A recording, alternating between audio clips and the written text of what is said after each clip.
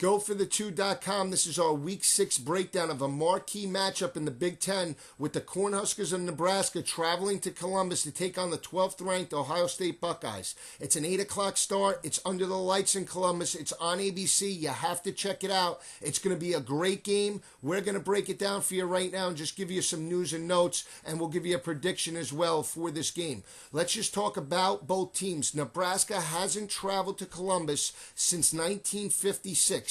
These teams did meet last year. Nebraska's 4-1. They're ranked 21st in the country. They're 1-0 in the Big Ten after beating Wisconsin last week 30-27. Ohio State is 5-0. They are 1-0 in the Big Ten, picking up the victory last week on the road in East Lansing 17-16. This is Ohio State's going to be their 5th home game out of 6 games. They've had 4 in a row. They traveled last week on the road to East Lansing. They come back home now to take on the 21st ranked Cornhuskers. So keep that in mind as you watch this game. How does Nebraska travel on the road? They haven't been there since 1956, and this is another home game for the Buckeyes. The fans will be into this game. Look for an electric atmosphere. This is a Big Ten matchup, both teams second, so just expect fireworks in this game. We're just going to talk a little bit about last year's matchup first. Ohio State was up in this game last year 27-6.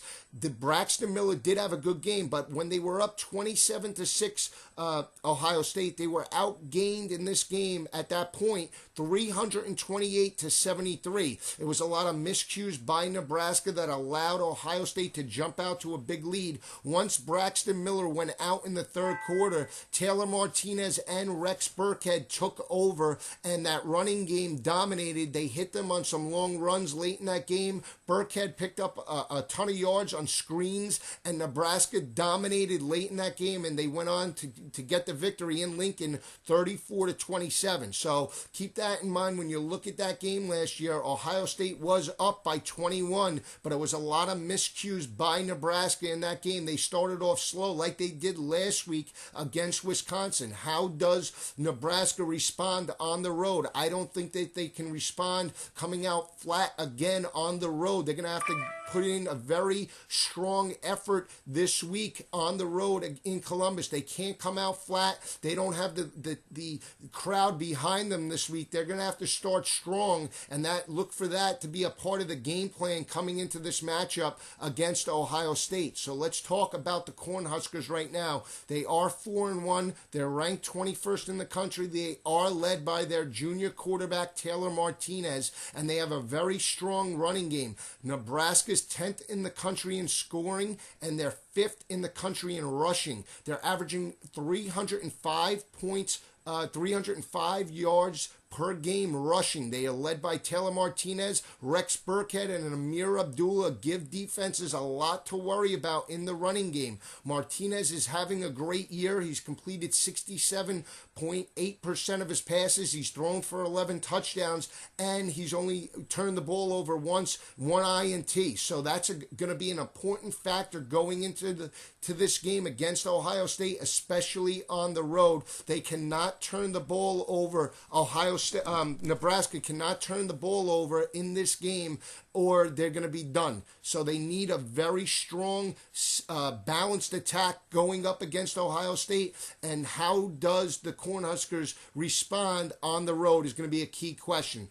When you look at last week, offensively, they struggled early. Taylor Martinez and company struggled early, but then they were able to pick up yards rushing. They rushed for 259 yards last week against Wisconsin. That's a great effort at home, but it was a good defense in Wisconsin. Wisconsin was a top 40 defense in terms of run defense and in terms of scoring, and they scorched them, the Cornhuskers did, for 259 yards, and it was balanced. Martinez added 107, Burkhead added 86, and Abdullah accounted for 70. That's 3 guys that rushed for 259 yards, and that's going to put a lot of pressure on Ohio State to cover and force their defenders up in the box. We said it Ohio State, prior to last week, had struggled in run defense in the running game. They were torched by California for 224 yards. They were torched by UAB. They picked up 4.2 yards a rush. Central Florida averaged 4.5 yards a rush on them. They came back with a good effort last week on only 22 carries by Michigan State. We'll get into that in a little bit. So how does the Ohio State defense respond against this three-headed attack for Nebraska in terms of run support? Is going to be a major question. Look for Bo Pelini to start this game out running the football. When you look at last year and the success that they had late in that game and how they did have success late in the game against Wisconsin running the football, look for that to be a big part of the game plan in terms of Ohio State. Yeah, Ohio State held Michigan State to only 1.5 yards per rush last week, but Michigan State, for some reason, decided to put the game plan on Andrew Maxwell, and they did not allow Le'Veon Bell to carry that team. He only had 17 carries for 45 yards, and as a whole, Michigan State only rushed the ball 22 times. I expect Bo Pelini to have a deep, run-heavy game plan in place against Ohio State. They're going to have to tackle and make plays, something that they did not do against California. And this three-headed attack from a rushing standpoint with Martinez, Burkhead, and Amir Abdullah is going to put a lot of pressure on the Ohio State front seven. It's a different type of attack than a one-back set like Le'Veon Bell without a one-back set where it's just one back to worry about. Nebraska runs spread. They run I formation. So Ohio State has a lot of different components to defend in the running game. How can they do that this week is going to be a major issue in their success against Nebraska. I expect Bo Pelini to use run first and then work off play action and then get Kenny Bell involved in the game. He had another great effort. He picked up 54 yards. He's only a sophomore. He's coming along in the passing game, and if they come along in the passing game, Nebraska is going to be a front runner for the Big Ten. This is a marquee matchup, and they're going to have to respond on the road. A key component is how will Martinez respond on the road. The one loss for the Cornhuskers was at UCLA. He did turn the ball over. He made some erratic throws and some poor decisions in that game, and that cannot happen against Ohio State. They're going to have to run first, use Burkhead, use Abdullah, open up the passing game with play action, and then look, that'll be the game plan for Bo Pelini heading into this game offensively for Nebraska, because right now when you look at Ohio State, they did hold Michigan State in terms of run defense last week, but as a whole, collectively over the 5 games, they have struggled. Look for Nebraska to test that early. If they get success, that's going to be a problem for Ohio State defensively in this matchup. Defensively for Nebraska, the nuts and bolts for Ohio State has been Braxton Miller. He's run, he leads the team in rushing, and he's passed very well. He's gotten more progressive in the passing game. He's thrown the ball out of the pocket and stayed in the pocket and made good throws. That he connected last week on the deep throw against Michigan State was in the pocket. So look for Nebraska to use pressure, and Bo Pelini likes to blitz. So look for Nebraska to use pressure from the outside and force Braxton Miller into the pocket. He's a better scrambler. He picks up a majority of his yards outside the pocket, both rushing and passing. So look for Nebraska to contain him. Whether they can do that is going to be a key question mark.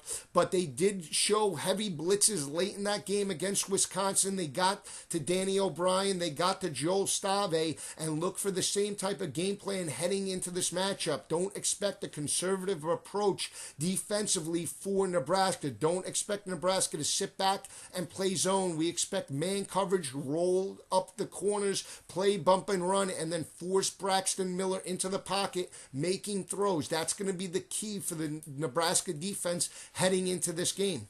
Offensively for Ohio State, we said it. They're led by Braxton Miller. He's the nuts and bolts of that team. Last week against Michigan State, Braxton Miller accounted for 318 of the 383 total yards for the Ohio State Buckeyes. He threw for 179. He threw for rushed for 139. He was over 80% of the offense for the Buckeyes last week.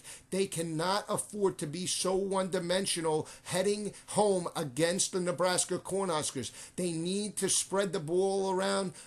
Urban Meyer needs to get a more balanced running game out of Jordan Hall and the rest of those running backs to take the pressure off of Braxton Miller. He's performed to date, but he cannot be 80% of the offense heading into this game against Nebraska. They need to spread the ball around. They need to get a more balanced attack rushing the football. Otherwise, if they become one-dimensional, even if Miller can run, Nebraska will exploit that and contain Miller enough to pick up the victory. So they need to spread the ball around. They need to get Jordan Hall and those rest of the running backs involved in the rushing game in order to beat Nebraska, because they cannot afford to play the way they did against Michigan State.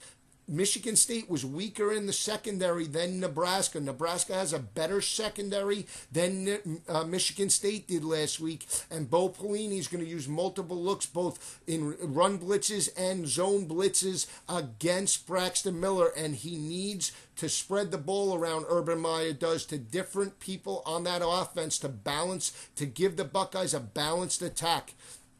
Defensively for Ohio State, they're going to be in a tough matchup this weekend because of the running game of Nebraska. They're averaging 44.8 points per game. That's 10th in the nation. And Nebraska rushes for 305 per game. But it's not just a one-dimensional attack with their quarterback or an I formation. They use multiple looks offensively, both out of the spread, both in I formation, both in single back sets, both out of shotgun as well. And Ohio State's going to have a lot to defend in terms of the running game for Nebraska. So this is going to expect Ohio State has to stop the running game against Nebraska. They have to find a way to use different looks. They have to find a way to gang tackle and keep their zones, because they cannot over pursue against Taylor Martinez and the Burkhead and Amir Abdullah. Otherwise, they will get blown out in this game. They need to maintain their zones in terms of running lanes. They cannot over pursue, because then backside for Nebraska will be open. In terms of the weak side for Nebraska, likes to exploit that in terms of the running game, and that's going to put a lot of pressure on Ohio State. If they can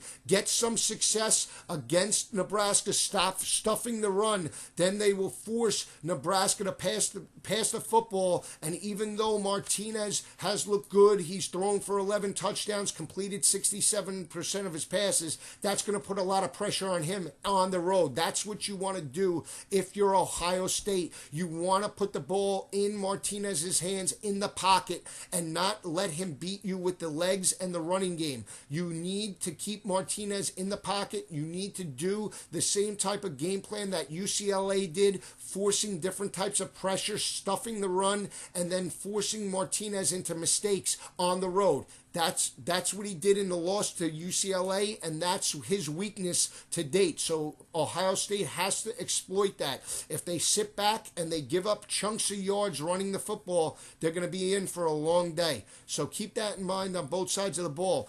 When I break this game down and I look at it for both sides of the ball, I was high on Ohio State last week. I thought they would pick up the victory against Michigan State. I wasn't sold on Andrew Maxwell as a quarterback, and last week he did perform well, but not well enough to pick up the victory at home. Well, this week it's going to be a lot of pressure on Braxton Miller, and I'm not sold on the Ohio State running defense coming into this game. The difference in this game, I believe, will be the running offense of Taylor Martinez, Abdullah, and Burkhead, and that front line of wearing down Ohio State. The success that they had late in that game against Wisconsin and the success that they had last year should be the game plan coming in, and I'm not sold off of the way Ohio State shut down the run on only 22 carries against Michigan State. I believe that's more of Mark D'Antonio blowing that game plan, so to speak, against Ohio State, not relying on Le'Veon Bell to see if he can wear down the middle of that Ohio State defense. He chose to go play action a lot and put a lot of pressure on his junior quarterback, Andrew Maxwell, and it sort of bit them in that game. I look for Bo Pelini to take a different type of approach. I look for a very run-heavy offense by Nebraska. Look to see they're going to force Ohio State defensively to say, stop us. And I think Nebraska is too much offensively for the Ohio State defense. I look for a big effort out of Nebraska on the road. I think they pick up a very low-scoring game, but I think that they pick up a dominant victory on the road. I'm calling for a 21-10 Nebraska victory on the road in Columbus. Stay with us all week. We'll have more breakdowns at goforthe2.com. It's going to be a great weekend of college football, so stay with us.